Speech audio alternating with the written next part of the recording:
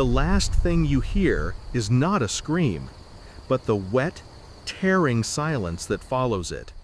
And in that quiet, you realize the world you knew is already gone. Subscribe to Think What If for more stories that push your imagination to the edge. Your first mistake was thinking you understood heat. This is a new kind of warmth. It is the feverish breath of the swamp, thick with the perfume of blooming jasmine and rotting mangroves.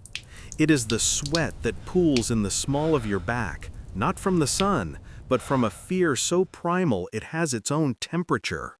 You are hiding in a tool shed behind a boarded-up house in Naples. The air is dust and the ghost of cut grass. Outside, a slow, shuffling sound drags across the concrete driveway. It doesn't sound like a person. It sounds like a bag of bones being pulled through gravel. You hold your breath. Your heart is a frantic animal trying to beat its way out of your chest. What would you do now? Run? Fight? Would you have the courage to even look? The old rules are a death sentence.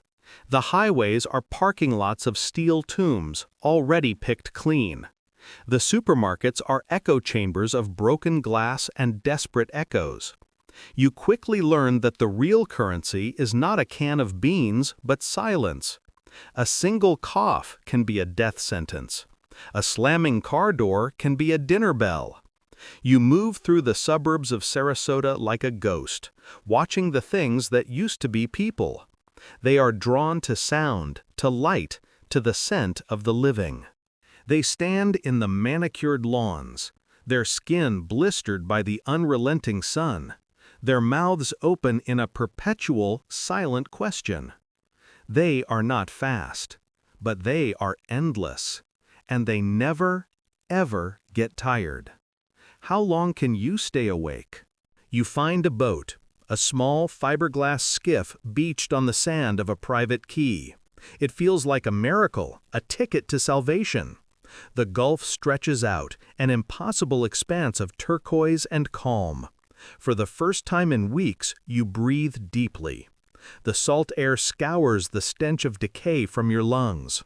You push off from the shore, the motor puttering to life, a sound that feels blasphemously loud.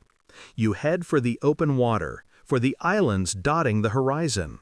You imagine a fortress of sand and solitude. You imagine you have escaped.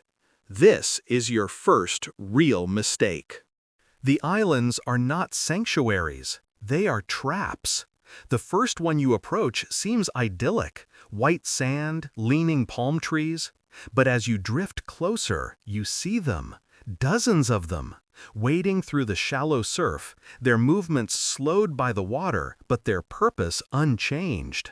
The salt water has preserved them in a horrifying way, their skin bleached and leathery, their eyes milky pearls. They walk on the seafloor, an endless marching army just below the surface. Your paradise is a graveyard. Your escape route is a gauntlet. You kill the engine and drift, the silence pressing in. The world is smaller than you thought. You'll learn to see the landscape with new eyes. The Everglades are not a refuge, they are a green hell. The air vibrates with the hum of mosquitoes, a constant maddening drone. Every shadow in the murky water could be a gator, or something worse. You drink filtered rainwater and eat what you can catch, your stomach a constant hollow ache. One night, huddled in a makeshift tree platform, you hear a sound that freezes your blood. It isn't a moan, it's a voice. Cracked and rasping, but intelligible. Help me. The word hangs in the humid air. It is the most terrifying sound you have ever heard, because it means some part of them is still in there, or they have learned to mimic. How far would you go to survive? Would you ignore a plea for help? You are not the same person you were. The man you were, the one who worried about traffic and mortgage payments, is a faded photograph. This new you is a creature of instinct. Your hands are calloused. Your eyes are constantly moving. You have done things for a bottle of water, for a can of food, that the old you would never have contemplated. You remember a quote from a history book, something about survival not favoring the strong, but the adaptable. You are adapting. The line between you and the monsters is beginning to blur. It is a line written in sand, washed away by the tide. The real enemy is not the dead. It is the living. You find a small community holed up in a fortified fishing village on the coast. They are led by a man with calm eyes and a firm handshake. They have food, solar power, and a grim order. For a week, it feels like salvation. Then, you notice the looks. The whispered conversations that stop when you approach. The leader asks you to prove your loyalty. He points to a man, a stranger who wandered in yesterday, and tells you to lock him in the storage shed. For the community's safety, he hands you a heavy lock. His eyes are calm. His smile is a knife. What would you do now? This is the true test. The walkers outside the walls are a simple problem. The human heart is a labyrinth of terrible choices. You run. You take a backpack of supplies and you slip away in the dead of night. You would rather face the honest hunger of the dead than the calculated cruelty of the living. You are alone again, but this time it feels like a choice. You have drawn your own line. You will not cross it.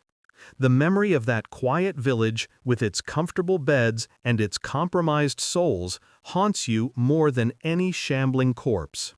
You are hungry, but you are clean. A storm is coming. Not a summer thunderstorm, but a hurricane, a real one. The sky turns a bruised purple. The air grows still and heavy. The wind begins to howl, a sound so powerful it drowns out every other noise in the world. The world is ending all over again. Palm trees become horizontal. The surge rolls in, a black wall of water devouring the coast. And in the chaos, you see it. The storm does not care if you are alive or dead. It scatters the hordes, washes them away, cleanses the streets in a violent, biblical flood. It is not a victory, it is a reset. You cling to the roof of a concrete parking garage, watching the world drown beneath you. You have survived the plague. You have survived your fellow man. Now, nature itself is trying to kill you. And you realize, in that moment of absolute terrifying power, that you are just a guest here. The storm passes. The dawn breaks over a world washed clean. The salt spray stings your cracked lips. The streets are littered with fish and debris and broken things. You stand on the roof, watching the water recede. A single great blue heron stands in the new shallows, perfectly still, waiting. It is the most beautiful thing you have ever seen. You have survived the zombie apocalypse in Florida, but the cost is etched into your soul. You are a ghost in a sun-bleached world. You are a story the land will never tell. Subscribe to Think What If for more worlds you should never forget.